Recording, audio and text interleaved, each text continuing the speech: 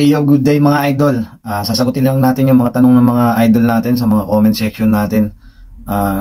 Mahirap man sabihin to mga idol, yun sa mga nagtatanong about sa mga agencies at mga applyan dito sa New Zealand as butcher.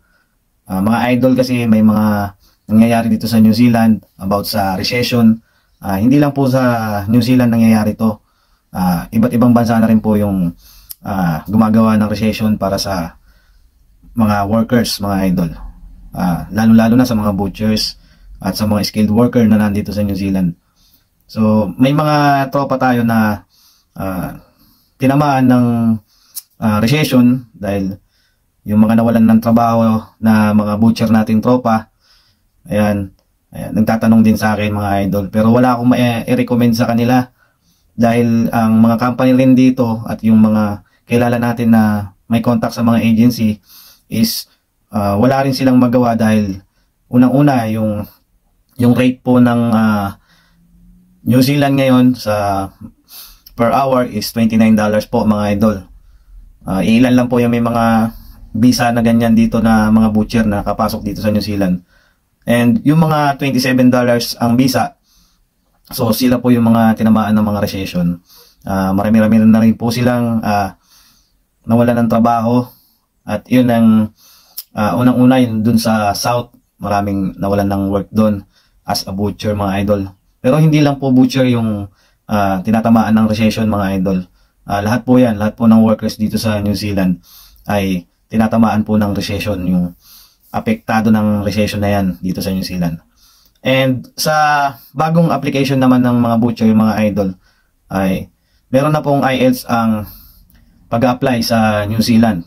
For the first time po, nag-lodge po sila ng 3 years visa na may IELTS condition.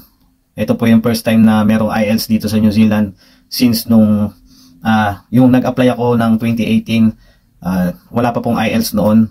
And yun po, ngayon po 2024 ay meron na pong IELTS.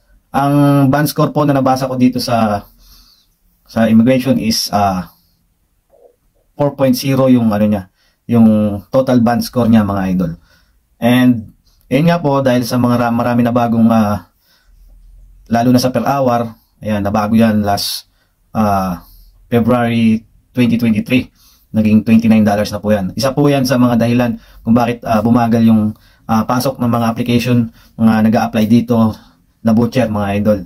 And sa mga nagtatanong mga idol, pasensya na kayo, mahirap man sabihin na wala po talagang apply ngayon sa mga butcher ngayon, kasi nga dahil yun nga, maraming pagbabago dito sa New Zealand. At suggest ko na rin mag-research po kayo dito sa immigration ng New Zealand para mabasa nyo po yung mga new rules ng mga accredited working visa. Sa mga agency na sasabihin ko, ito lang muna mga idol: ang Work Hub Services at ang ISM, NZ Ltd at ang Eagle Recruitment mga idol, para sa mga butchers at sa mga skilled worker yan mga idol. So yun lang muna mga idol. Any updates, any changes po sa nangyayari at mangyayari pa dito sa New Zealand, follow lang po mga idol para lagi kayong updated dito sa channel ko, dito sa page ko mga idol.